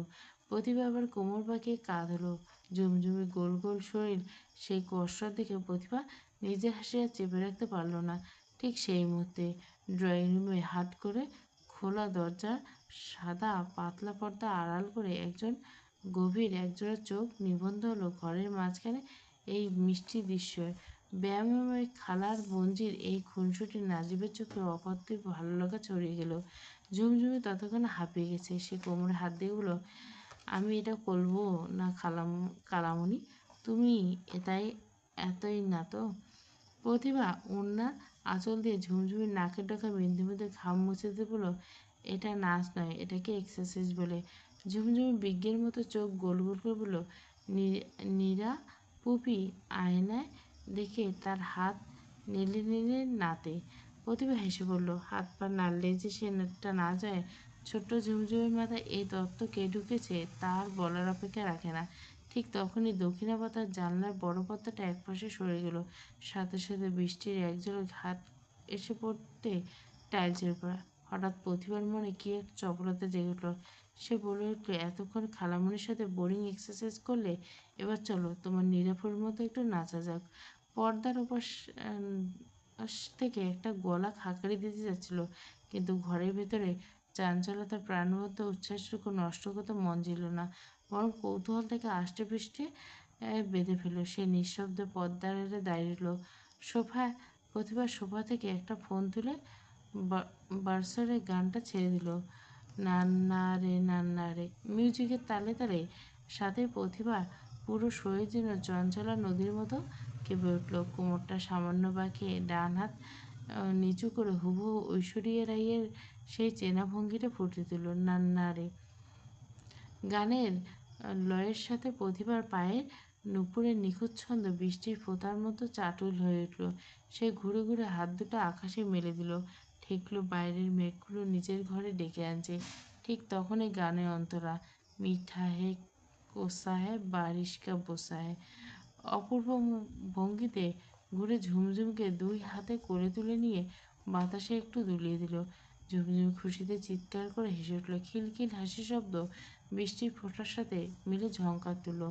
অমন মনোমনা মুহূর্তে তাহুরে এসে হৈ হৈ করে উঠল, আল্লাহ, বৃষ্টির পানিতে ঘর ভেসে যাচ্ছে, আর এদিকে এত বড় ঝিঙ্গি মেয়ে দেখো কেমন লাফালাফি করছে। প্রতিভা ফট করে গান বন্ধ করে ঝুমঝুমকে কোল থেকে নামিয়ে মুখটা ভীষণ কাচুমুচু করে বললাম, ওমা, তুমি শুধু শুধু বকো, একটু পানি এলে কী ক্ষতি? ও তাছাড়া আমার ঘরে তো দামি কোনো আসবাবপত্র নেই যে নষ্ট হয়ে যাবে। জানলা ওপাশটা খোলাই থাক না, বৃষ্টি কমলে মুছে দেবো। ঝুমসোনা একটু আনন্দ পাচ্ছিল তাই। নাজি ভিডিও সেভ করে ফোনটা পকেটে পড়ল। এবার সে মৃদু গলা খাঁকড়ে দিল। একদিকে নাজিব আচমকা দেখে প্রতিভা যেন আকাশ থেকে পড়ল। তার মুখের সমস্ত কথা এক নিমেষে হারিয়ে গেল। লজ্জা আর বিস্ময়ে তার ফর্সা মুখটা মুহূর্তে লাল হয়ে গেল। এই লোকটা কখন রাল্লা, সে কি সব দেখে ফেলেছে? নাজিব সোফায় বসলো। তাহলে নাস্তা করার জন্য বলতে নাজিব অমায়িক হাসে না করে দিল। বিনয়ের সাথে বলল, ছোটো মা, মাত্র খেয়ে বেড়েছি, কিছু লাগবে না, তবে যদি কষ্ট না হয় এক মগ কফি দিতে পারো। মূলত স্পেস চাইতে কফির আবদার। প্রতিভার সাথে একটু কথা বলার জন্য। ভিডিওটা ম্যাডামকে এক ঝলক দেখাতে হবে না? এই যে টি শার্ট পরে নাচতে গিয়ে মেয়েদিন মসৃণ তলপেটের নিখুঁত ছবিটা সে ভিডিওতে আছে ফোনে, সেটা দেখে একটু ব্ল্যাকমেল না করলে তাহলে কষ্ট করে ভিডিও করার মানেটা কি? তাহলে রান্নাঘরের দিকে পা বাড়ালো। কফি চাপাতে যাওয়ার আগে টেবিলে রাখা ফাইলটা সই করে দিয়ে গেলেন। প্রতিভা আর বারণ করে, সে তার মাকে চেনে। কিছু মানুষ জন্মে অন্যের ঋণ পিঠে বয়ে বেড়ার জন্য। নিজের উপর দিয়ে পুরো একটা রেলগাড়ি চলে গেল, তারা পুরনো হিসাব চুকানোর জন্য ছটফট করছে। তাহুরা সেই দলের। রান্নাঘরে ঢোকার মুখে তাহুরা একবার মেয়ের দিকে তাকালো। পৃথিবীর সব জ্ঞানী মিলে এই রহস্যের সমাধান করতে পারে না। মেয়েরা এক পলকে তা ধরে ফেলে। প্রতিভা সোফায় বসা ছেলেটার দিকে আর চোখে তাকাচ্ছিল।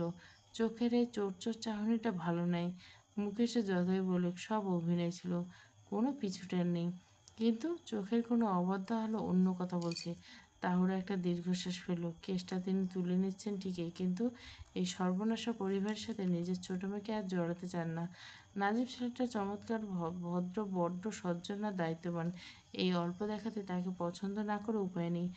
মেয়েটা যোগ্য বটে, কিন্তু যে বাড়ি মানুষ মিথ্যে নাটকের ছেলে তার নিজের অধিকারটুকু কেড়ে নিয়েছিল, তারপর সব জানা সত্ত্বেও দুর্নাম রটার পর চুপটি করেছিল, সেই বাড়ির চৌখাটে তার এত কষ্ট বড় করা নিজের কলিজার টুকরোকে তিনি আর কোনো সম্পর্কের সুতোয় বাঁধতে দিবেন না। অভিমানী মানুষরা সব ভুলতে পারে, কিন্তু আত্মসম্মান দাগটা সহজে মোছে না। তাহুরা রান্নাঘরের চৌকাঠে পা বাড়াতে গিয়ে কি থেমে থাকল। তার মুখোভাবে এক লহমায় রাজ্যের গাম্ভীর্য নেমে এলো। তীক্ষ্ণ চোখে মেয়ের দিকে তাকিয়ে বললেন, প্রতিভা। প্রতিভার চোখ দুটো তখনও অলক্ষ্যে নাজিবের দিকে ছিল। মায়ের আকস্মিকটাকে সে ভেতরে ভেতরে হকচকে গেল। চোখের চোর ভাবটা নিমেষে আড়াল করে সে অতি ভদ্রমের মতো, আমার মা, ঝুমঝুমিকে খাইয়ে দেয়, বেলা তো কম হলো না। তাহুরা আর দাঁড়ালেন না, রান্নাঘরে ঢুকে গেলেন। নাজিব সোফায় পিঠ ঠেকিয়ে মনে মনে একটা দীর্ঘশ্বাস ফেললেন। হবু শাশুড়ি এই আকস্মিক ফরমায়েশ ভেতরে গিরো অর্থটি বুঝতে পেরে তার বেগ পথ হলো না। ভদ্রমহিলা যে অতি সুকৌশলে জ্যামিতিক সরলরেখার মাঝে মেয়ে আর হবু জামাইয়ের মাঝখানে একটা অদৃশ্য প্রাচীর তুলে চোখের সীমানা থেকে সরানোর বন্দোবস্ত করলেন, তার নাজিব কিছুটা হলো আন্দাজ করছিল। তাহলে নিজের কফির মগ এনে টি টেবিলে রাখলেন। নাজিব আর সময় নষ্ট করলেন না। বড় বড় দু চুমুকে অর্ধেক কফি শেষ করে মগটা নামিয়ে রেখে উঠে দাঁড়ালেন। পকেট থেকে হাত গুছিয়ে আলগোছে একবার রান্নাঘরের দরজার দিকে তাকালেন। প্রতিবার আর দেখা মিলল না। অগত্যা সে বিদায় বেলা ফ্ল্যাট থেকে বেরিয়ে গেলেন। এদিকে ঝুমঝুমির জন্য ডিম পোচ করে সাদা ভাত আর আলু ভাজি প্লেট সাজিয়ে ড্রয়িং রুমে পা রাখতে প্রতিবার মুঠোফোনটা ভো ভো শব্দে কেঁপে উঠল। স্ক্রিনে নাজিবের নামটা দেখে প্রতিবার নিখুঁত ভুরুযুগল সামান্য কুঁচকে এলো। সে কলটা রিসিভ করে কানে তুলে, হ্যালো। ওপাশ থেকে নাজিবের অসম্ভব তাড়াহুড়া মাখানো কণ্ঠস্বর ভেসে এলো, হ্যালো প্রতিভা, একটা প্রবলেম হয়েছে। গাড়ির চাবিটা খুঁজে পাচ্ছি না। পকেটে ছিল, পকেট থেকে অন্য কোথাও পড়ে গেলে কিনা বুঝতে পারছেন না। এইটুকু সময়ের মধ্যে তো আর কোথাও জানি। তোমাদের ড্রয়িং রুমে পড়েনি তো? সোফায় বসেছিলাম, ওখানে পড়তে পারে। আমি বরং সিঁড়িতে একবার খুঁজে দেখি নামার সময় পড়লো কিনা। প্রতিভা কিছু না বলে সোফার দিকে দেখালো। সেখানে এক কোণে রিংসহ একটা চাবি বেশ আয়েশ করে পড়ে আছে। প্রতিভা এগিয়ে গিয়ে চাবিটা হাতের মুঠোয় তুলে নিল। তার ঠোঁটের কোণে একটা বাঁকা হাসি ফুটে উঠল। শুধু শুধু কষ্ট করে সিঁড়িতে খুঁজতে হবে না, চাবির জায়গায় আছে। ওপাশ থেকে নাজিব হাঁপ ছেড়ে বাঁচল। ও থ্যাঙ্কস। আচ্ছা, তুমি যদি একটু চাবিটা নিয়ে আসতে, আমি এগিয়ে আসছি। না মানে আমার বড্ড দেরি হয়ে যাচ্ছে। প্রতিভা ড্রয়িং রুমের জানলা দিয়ে বাইরে তাকালো। ঝুমঝুমি বৃষ্টির মধ্যে নাজিব গাড়ি নেমে আবার অ্যাপার্টমেন্টের গেটের দিকে হেঁটে আসছে। আচ্ছা, আসছি। ফোনটা কাটতে প্রতিভা দেখলো তার মা তার দিকে প্রশ্নবোধক চোখে তাকিয়েছেন। প্রতিভা যেন কিছুই বোঝেনি, এমন সরল ভঙ্গিতে বলল, ভুল করে চাবিটা সোফায় ফেলে গেছে। ঝুমসোনা, চলো তো, তোমার চাচুকে চাবিটা দিয়ে আসি। ঝুমঝুমের হাত ধরে প্রতিভা দরজার দিকে পা বাড়ল। তাহলে আর অত শত ভাবলে না। ছেলেটা তাড়া করে বলে কফিটাও শেষ করলেন না। তাড়াহুড়ো চাবি ফেলে তো স্বাভাবিক। তিনি নিঃশব্দে রান্নাঘরে দিয়ে বাক্সে খাবার বাড়ার কাজে মন দিলেন। 5 তলা সিঁড়ির ল্যান্ডিংয়ে ঝুমঝুমকে দাঁড় করিয়ে রেখে প্রতিভা কয়েক ধাপ নিচের দিকে মাঝখানে ল্যান্ডিংয়ে নাজিবের মুখোমুখি হলো। আষাঢ়ে ঘন কালো মেঘ আর ঝুম বৃষ্টির চারপাশটা আবছা। সাথে ভেজা মাটির সেদগন্ধ বাতাসে ভাসছে। হাওয়ায় প্রতিভার মুখের উপর থেকে চুলগুলো দোল খাচ্ছে। নাজিব নিটোল চোখে দেখছে সামনের নারী গায়াটিকে। প্রতিভা নিজের ডান হাতটা 2 আঙ্গুলের ডগায় চাবির রিংটা উঁচিয়ে ধরে হালকা দোলাতে দোলে বলল, আজকাল চাবির কি হাত পা গজাচ্ছে নাকি মিস্টার নাজিব? একা একা পকেট থেকে খসে সোফার কোণে গিয়ে লুকিয়ে থাকছে দেখছি। নাজিব চুলগুলো বৃষ্টির ছাঁটায় আধ ভেজা হয়ে কপালে লেপ্টে আছে। সে প্রতিভার দিকে আরেক কদম এগিয়ে আলতো করে তার চুলগুলো একটু ঝাড়ল, আর তাতেই এক ফোঁটা ফোঁটা জলের কোনা ছিটকে এসে পড়ল না প্রতিভার ফর্সা কপাল আর গালে। নাজিব মৃদু হেসে বলল, কেন, একা একা বুঝে পকেট থেকে খসে পড়তে পারি না ম্যাডাম? প্রতিভা মুখটা সামান্য ঘুরিয়ে হাতের উল্টো পিঠ দিয়ে গালটা পরিষ্কার করলো। তারপর নাজিবের চোখের অতলন্তে অন্ধকারে নিজের চোখ ডুবিয়ে দিয়ে বলল, অবশ্যই পারে।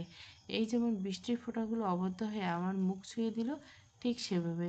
তবে একা একা নয়, মালিকের অতি সূক্ষ্ম আর দুষ্ট কোনো বুদ্ধির হাত ধরে। নাজিবের অধর কোণে এক চিলতে গাঢ় হাসি ফুটে উঠল।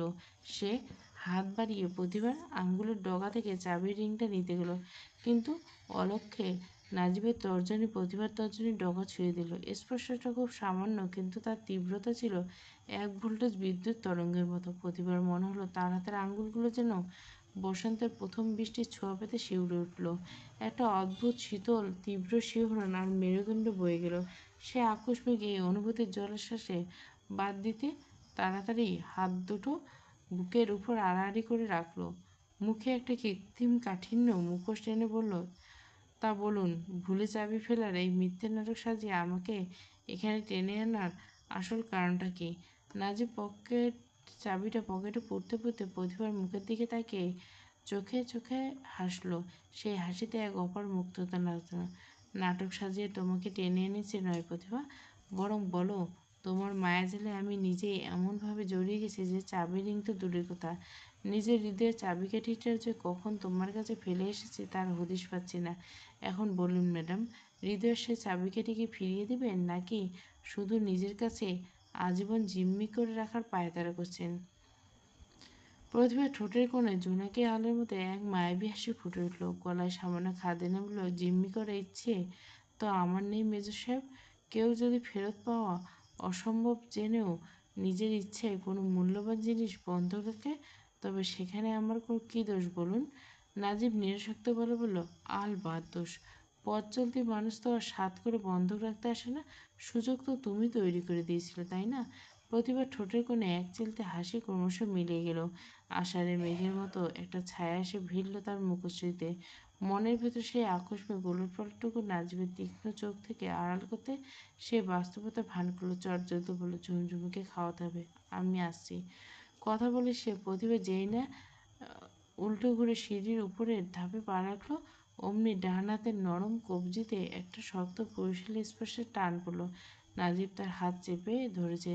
প্রতিভা থমকে দাঁড়ালো, উল্টে ঘুরে প্রথম নাজিবের মুখোমুখি, তারপর নিজের বন্দি হাতের দিকে তাকালো। তার চোখে তখন একরাশ বিস্ময়, কিন্তু নাজিব নির্বিকার। সে পকেট থেকে মুঠোফোনটা বের করে স্ক্রিনে আঙ্গুল ছোঁয়াতে চারপাশে ঝুম বৃষ্টির শব্দ ছাপিয়ে চেনা মিউজিক বেজে উঠল। স্ক্রিনের দিকে চোখ পড়তে প্রতিভার ওষ্ঠদ্বয়ের বিস্ময়ে হা হয়ে গেল। নাজিব প্রতিভার হাতের বাঁধন আলগোছে ছেড়ে দিল। তার ঠোঁটের কোণে এক চিলতায় আমোদে হাসি। দারুণ তো নাচতে পারো তুমি, প্রফেশনাল ডান্সার বোধহয়, তোমার কাছে নস্যি। প্রতিভার চোখ দুটো তখন চড়ক গাছ, চেঁচিয়ে বলল, আল্লাহ, আপনি ওটার ভিডিও করছেন? কিন্তু কখন? নাজিব ঠোঁটের কোণে চাপা হাসি এবার আরেকটু চওড়া হলো। প্রতিভা দুহাত কোমরে রেখে চোখে একরাশ কালবৈশাখী রাগ ফুটিয়ে দাঁতে দাঁতে বলল, আপনি অন্যের দরজায় অন্যের ঘরের ব্যক্তিগত দৃশ্য এভাবে লুকিয়ে রেখেছিলেন, আবার ভিডিও করছেন? একজন মেজর ভদ্রতা কি এটাই শেখায়? ডিলিট করুন বলছি। একটা মেয়ের পারমিশন ছাড়া এভাবে ভিডিও করা ঘোরতর ক্রাইম, মিস্টার মেজর। নাজিবের মধ্যে বিন্দুমাত্র ভাবান্তর দেখা গেল না। ডিলিট করার কোনো লক্ষণ তো দূর থাক, প্রতিবার হুমকি যেন তার কান অবধি পৌঁছল না। সে বরং পুরো ব্যাপারটা বেশ তাড়িয়ে তাড়িয়ে উপভোগ করছিল। প্রতিভা এবার মরিয়া হয়ে ফোনটা কেড়ে নেওয়ার জন্য হাত বাড়ালো, কিন্তু রাজীবের ক্ষিপ্রতায় নিজের লম্বা হাতটা উঁচুতে তুলে ধরা। মাথা লাগলো, একদম বাড়াবাড়ি করবে না প্রতিভা, উচ্চতায় আমার নাগালে পাবে না। নাগাল পাওয়ার জন্য প্রতিভা পায়ের গোড়ালি উঁচিয়ে সর্বোচ্চ চেষ্টা করতে বলল, বাড়াবাড়ি করছেন কিন্তু মশাই। কোনোভাবে ফোনের নাগাল না পেয়ে প্রতিভা একবার হাল ছেড়ে দিল। নাজিব টুপ করে ফোনটা পকেটে গুঁজে নিল। প্রতিভা এবার নিজের রাগী মুখটা একদম নিষ্পাপ মাসুম বাচ্চার মতো করে কাঁদো কাঁদো বানিয়ে বলল, প্লিজ এটা ডিলিট করে দিন না। নাচটা বড্ড বিশ্রী হয়েছে, একদম ভালো লাগেনি দেখতে। এর চেয়ে বরং অন্য কোনো দিন আমি আর একটু প্র্যাকটিস করে আগাম প্রিপারেশান নিয়ে রাখবো, তারপর আপনি ফের ভিডিও করবেন। এই দেখুন আমার নাক ছুঁয়ে বলছি, সেদিন আর ডিলিট করতে বলবো না, সত্যি।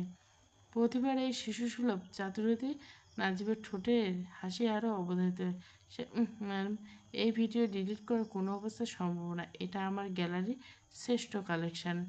প্রতিবার রেগে আগুন চোখে তাকালো। নাজিব একটু আঙ্গুল কপালে সামান্য চুলকে বলে, হ্যাঁ, ডিলিট করার একটা উপায় আছে, তবে তার আগে আমার একটা শর্ত আছে।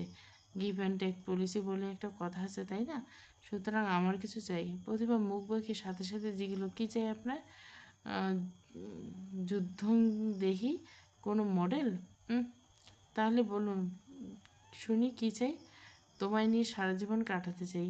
বৃষ্টির শব্দের মাঝে ঠান্ডা গলায় বলার নাজিবের এই একটি মাত্র বাক্য প্রতিবার যেন বরফের মতো জমে গেল হৃদয়ের স্পন্দনে। এমনকি তার ভিতরে চঞ্চলা নদীটা এক মুহূর্তের জন্য স্তব্ধ।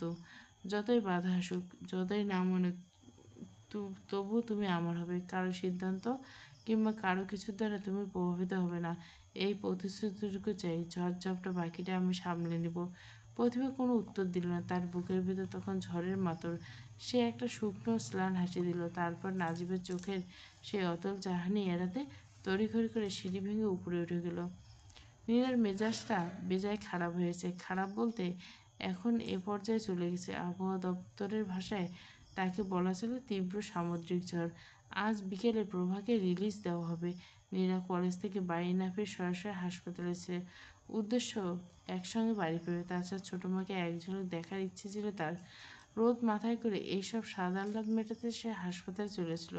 সবই ঠিক ছিল, কিন্তু প্রতিমধ্যে কোত্থেকে এক মস্ত বড় তালগাছ এসে হাজির হলো তা নীরার বোধগম্য হলো না। নীরা লিফটের কোণে জড়সড় হয়ে দাঁড়িয়ে নিজের ফর্সা হাতের দিকে তাকালো। রাগে তার ফুঁসতে ইচ্ছে করছে। সুকোমল নরম ত্বকে আঙুলের দাগগুলো বসে লাল হয়েছে। বেটা তালগাছ মানুষ নাকি আস্ত খাবিস আল্লাহ মালুম। ঘটনাটা ঘটেছে মাত্র কিছুক্ষণ আছে। নীরা হনহন করে হেঁটে এসেছিল। আচমকা পায়ের নিচে কি যেন একটা পরে সে ভারসাম্য হারিয়ে ফেলছিল। রোলার কোস্টার ছাড়া স্লিপ কেটে পড়ে উঠতে গিয়ে পড়ছিল একটা বাইকের সামনে। ঠিক তখনই তালগাছটা এক হাতে বাইকের হ্যান্ডেল ধরে অন্য হাত থাবায় নীরার হাত চেপে ধরে হ্যাঁচকা টান দিল। একটা চলন্ত মোটর বাইকের সামনে পড়তে পড়তে নীরা বেঁচে গেল, এটা সত্যি। কিন্তু বাঁচানোর পর সিনেমা হিরোদের মতো বলল, ম্যাডাম আপনি ঠিক আছেন তো? কোথাও লাগেনি? এমন নাই বলল। ভদ্র মানুষ যা বলে সেসবের বালাইনি তালগাছে। উল্টো কষিয়ে একটা রাম ধমক দেয়, তীব্র গলা বলে, এই মেয়ে, মরার শখ থাকলে হাইওয়ে গিয়ে বড় ট্রাকের ধাক্কার চাকা বরাবর মাথা পেতে দিন। Success rate 90%।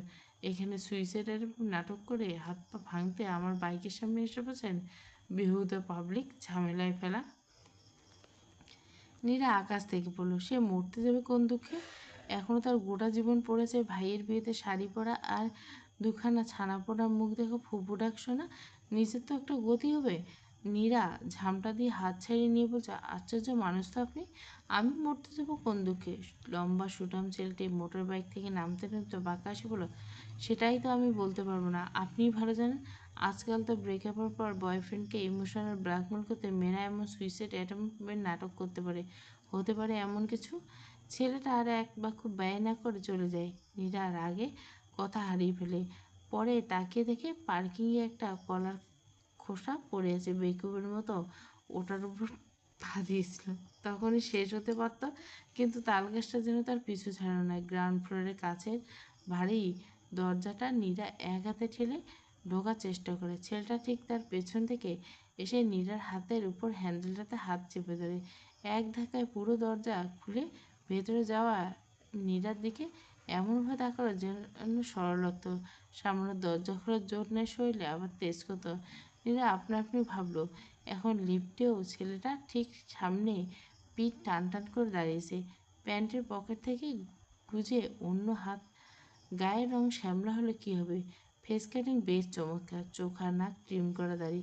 নীরা আধ চোখে একবার তাকে মুখ ফিরে নিল। না, চেহারা সুরত দেখে গড়ে যাওয়া রাগটা কোনোভাবে কমানো যাবে না।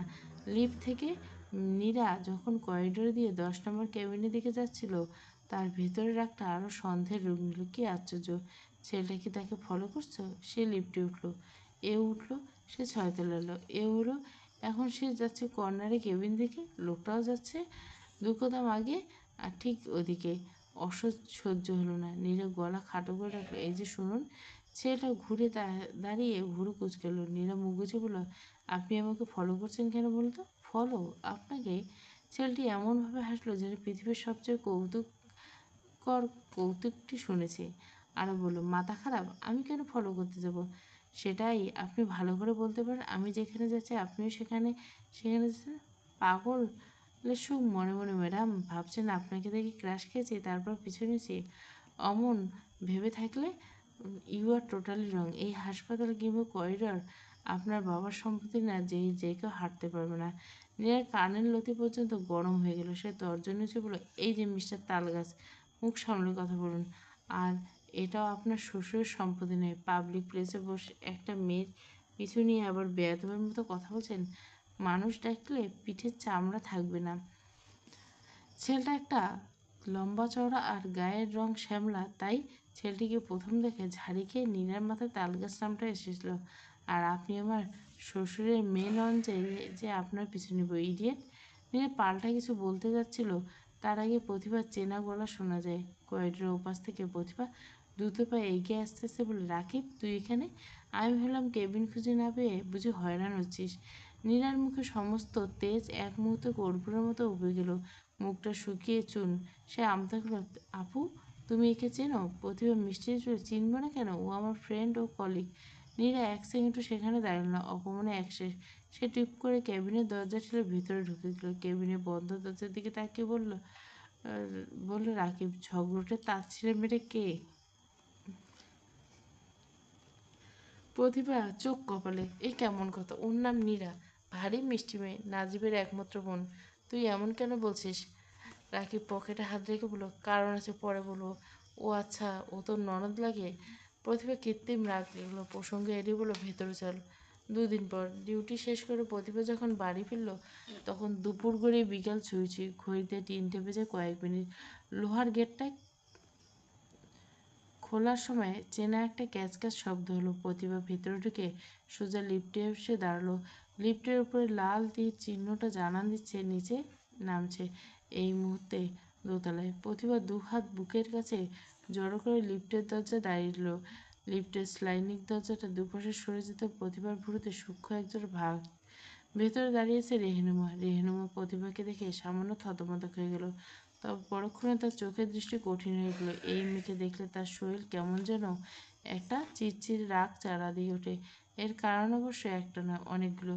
তার বোন এখন বাড়িতে আছে, তবে কেমন নির্জীবের মতো।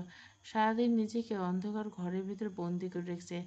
আর বুড়িমাটা অসুস্থ হয়ে ফিরছেন বটে, কিন্তু শরীরে সে বাঁধনই আর নেই। মানুষের বয়স হলে শরীর একবারে ভাঙলে আর জোড়া লাগে না।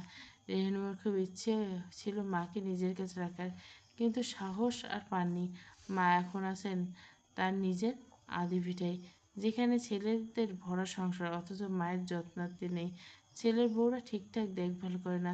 সুস্থ মানুষটাকে সেখানে সহ্য করতে পারত না, সেখানে অসুস্থ বুড়ো মানুষকে সে তাদের কাছে সেফ একটা বাড়তি বোঝা। রেহনুমা প্রতিভার মুখের উপর থেকে চোখ সরিয়ে নিল। প্রতিভা দেখেও না দেখার ভান করে লিফটে পা বাড়াতে যাবে, ঠিক তখনই রেহনুমা কি মনে করে পেছন থেকে ডাকলো, শোনো। প্রতিভা ঘুরে দাঁড়ালো। তার চোখে মুখে কোনো বাড়তি কৌতূহল নেই। শান্ত শীতল রেহনুমার গলাটা যতটা সম্ভব স্বাভাবিক ও নির্বিকার রাখার চেষ্টা করে বলল, দিন দিন তো বয়সটা কেবল বাড়ছে। আমাদের দেশে যে প্রেক্ষাপট, বয়স হিসেবে তোমার বয়সটা কিন্তু বিয়ের জন্য একটু বেশি হয়ে যাচ্ছে। তোমার মা বলেছিল তোমাদের সেই ধর্মের নানা নাতির সাথে নাকি তোমার বিয়ের কথাবার্তা চলছে। বলি আর দেরি না করে, বয়স না বাড়িয়ে বিয়েটা জলদি জলদি সেরে ফেলো। প্রতিভা সামান্য হাসলো, বিনীত করে বলল, বিয়ে করলে কি বয়স বাড়া বন্ধ হয়ে যায় আন্টি, নাকি বছরগুলো উল্টো দিকে হাঁটা শুরু করে?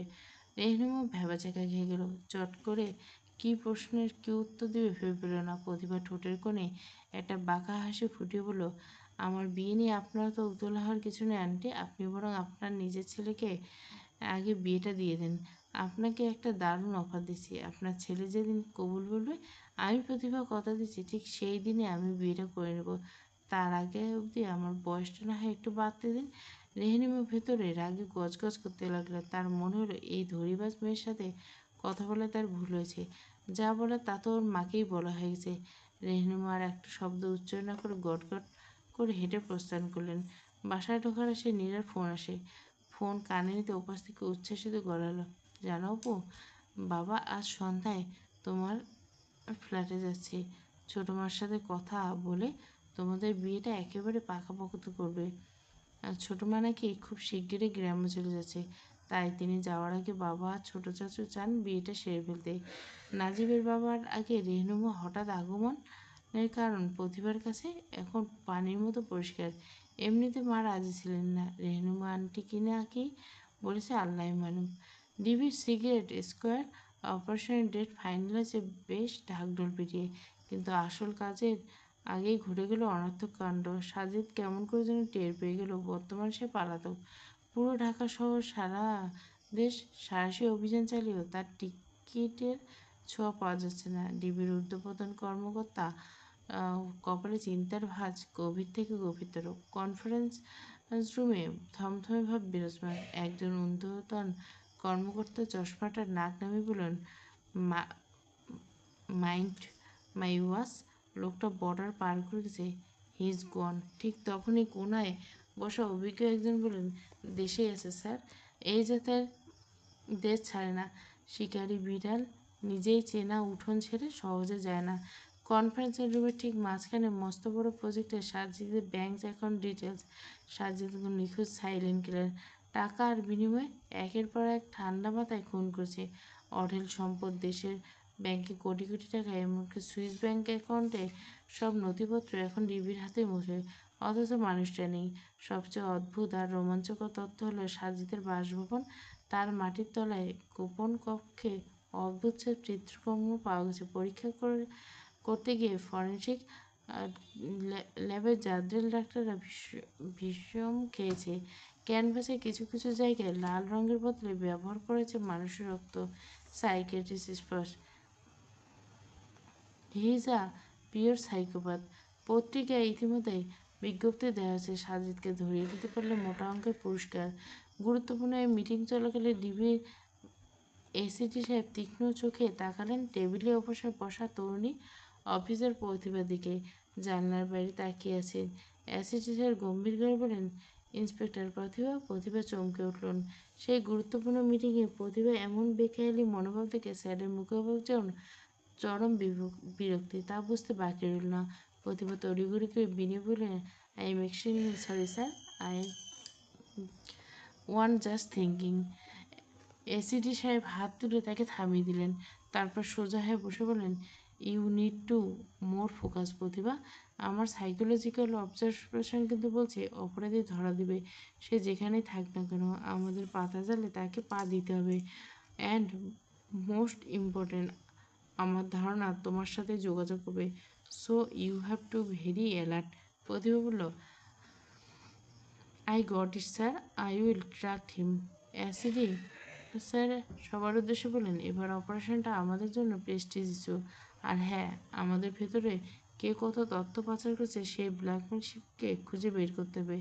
রাত্রি 10:15, আকাশের নিকষ কালো মেঘ, জ্যোৎস্না পুরোপুরি ঢাকা পড়ছে। রাস্তার সোডিয়াম বাতিগুলো কেমন যেন মিটমিট চলছে, তাদের সাথে আলো বাতাসে ভারী অলসতা। প্রতিভা অফিস থেকে ফিরছিল।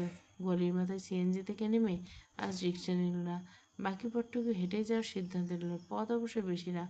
ওপাশে রাস্তার ধারে একটি গাড়ি এসে থামলো। গাড়ির ভিতরে ব্যক্তিদের চোখ মুখে প্রতিভার সাথে দেখা করে তীব্র তাড়া। দূর থেকে একটা বাইক আসছে অন্তত ধীর গতিতে। প্রতিভা উদাস হাত, চারপাশের পৃথিবী নিয়ে তার কোনো আগ্রহ নেই। ওদিকে বাইকার যে প্রতিভাকে লক্ষ্য করে এগোচ্ছে তা তার বললেও না।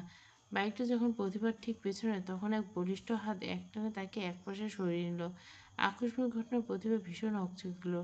রাগ সামলাতে না পারে চেঁচিয়ে উঠতে গিয়ে থেমে গেল। চোখের মনে স্থির হয়ে গেল। নাজিব তো তার খুব কাছে দাঁড়িয়েছে। নাজিব চলে যাওয়ায় বাইকটার দিকে তাকালো। কালো হেলমেট, কালো রঙের বাইক, বাইকের নাম্বার সে মনে মনে মাথায় গেঁথে নিল। তারপর প্রতিভার দিকে তাকে রাগী স্বরে বলল, এত রাতে এভাবে অন্য মানুষকে হাঁটছো কেন? জানি তুমি একলা চলে অভ্যস্ত, কিন্তু আর একটু কি সাবধানে হওয়া উচিত নয়? প্রতিভা এড়িয়ে যেতে চায়। নিজেকে দায়ী করে বাইকারটার কোনো উদ্দেশ্য ছিল না, বরং আমি রাস্তার মাঝখান দিয়ে হাঁটছি বলে প্রতিভা প্রস্থান করে তারা দেখে। নাজিবার তর্কে গেল না। গতকাল থেকে সে প্রতিভাকে অনবরত ফোন করেছে, কিন্তু কল ঢুকছে না। হোয়াটসঅ্যাপে গিয়ে দেখছে সেখানে ব্লক। তার উপর নাজিবের বাবাকে তাহুরা সরাসরি বিয়ের প্রস্তাবের জবাবে না করে দিয়েছে। নাজিব একটা দীর্ঘশ্বাস ফেলে সরাসরি শুধালো, সব জায়গা থেকে ব্লক, কারণটা কি প্রতিভা? প্রতিভা কিছুক্ষণ চুপ রইল, নিজেকে যথাসম্ভব শক্ত করে বলল, কারণ জানতে চাও কি? একটু নির্বোধের মতো হয়ে গেল না? আমি নির্বোধের মতো তোমার মুখ থেকে শুনতে চাই। প্রতিভা নিজেই অবশ হয়ে আসা কবজির দিকে তাকালো, থমথমে গলায়, যা বলার আপনার পরিবারকে বলা হয়েছে, হাতটা ছাড়ুন। নাজিব আঙ্গুলের বাঁধন একটু আলগা হয়ে গেল। সে প্রতিভার চোখের গভীরে তাকিয়ে শান্ত অথচ অনস্বর বলল, সেফ রাস্তা পার করে দেওয়ার জন্য তোমার হাত ধরিনি প্রতিভা, আমৃত্যু একসাথে হাঁটার জন্য। সো ছাড়ার কোনো প্রশ্নই হতো না। প্রতিভা নাজিবের চোখের দিকে তাকালো, কিন্তু কিছু কিছু রাস্তা চাইলেও সবার সাথে পার হওয়া যায় না নাজিব। মনে মনে বলল, মুখে সে একগুঁয়ে রাখলো, আমার সময় নষ্ট না করে হাতটা ছাড়ুন। যদি না ছাড়ি? প্রতিভা চোখ তুলে নাজিবের দিকে তাকালো, গলার স্বরে একদম চড়িয়ে বলল, আপনি সীমা লঙ্ঘন করছেন মেজর। নাজিব অকছাত্র অঘোষিত অধিকার নিয়ে অকথ্য স্বরে বলল, স্পেশাল মানুষের সামনে কোনো বাউন্ডারি খাটে না প্রতিভা। আর কিছু তো সীমা তৈরি হয় অতিক্রম করার জন্য, গোয়েন্দা ম্যাডাম। প্রতিভার মুখ আরও মলিন হলো। ঠিক তখনই নাজিব আচমকা এক হাত প্রতিভার কোমরে রেখে একটু কাছে টেনে নিল। ঘটনার আকস্মিকতা প্রতিভার শরীরে বিদ্যুৎ খেলে গেল, গলার কাছে শব্দগুলো পাকিয়ে এলো। প্রতিভার কানের কাছে মুখ নিয়ে বাঁ দিকে ইশারা করলো নাজিব। প্রতিভা ভুরু কুঁচকে তাকালো। প্রথমে ইশারায় ঠিক বুঝলো না। নাজিব ফিসফিসে বলল, সবারই রেশারেশি, আজ এ রাজি না, কাল ও রাজি না, এসব নাটকে আমি বেজায় বিরক্ত। তার চেয়ে চলো। প্রতিভা আবার লক্ষ্য করলো উপরের বিল্ডিংয়ের দোতলায় একটা সাইনবোর্ড জ্বলজ্বল করছে, সেখানে লেখা কাজী অফিস। নাজিব হিমশীতল কণ্ঠে আচানক বলে উঠল, চলো বিয়েটা করে ফেলি। প্রতিভার চোখ দুটো বিস্ময়ে বড় বড় হয়ে গেল। নাজিব সোজা হয়ে দাঁড়িয়ে শার্টের হাতা একটু টেনে তুলতে তুলতে নাটকীয় ভঙ্গিতে বলল, আমার ফ্রেন্ডরা বিয়ে করে বাচ্চার বাবা হয়ে গেছে অলরেডি, আর আমার একটা বিয়ে করতে গিয়ে এত কসরত করতে হচ্ছে। আকাশের মেঘ কাটার মতো প্রতিভার মলিন মুখে আচমকা একটা হাসির রেখা ফুটে উঠল। তবে তড়িঘড়ি করে দ্রুত নিজেকে সামলে নিয়ে হাসিটা চেপে গেল প্রতিভা। অবশ্য এতদিন যাবৎ মনে মনে কথাটা বললেও আজ সরাসরি বলেই ফেলল, শুরু থেকে দেখছি আপনার বিয়ে করা খুব তাড়া নাজিব। তা 32 বছর বয়স পর্যন্ত কেন বসেছিলেন? এত তাড়া যখন, বিয়েটা আরও আগে করা উচিত ছিল। নাজিব প্রতিভার চোখের দিকে তাকিয়ে মৃদু হাসল, আরও আগে তুমি কেন আসোনি? কৃষ্ণপক্ষের ছায়া, পর্ব 10। আর দুটো পর্ব আছে।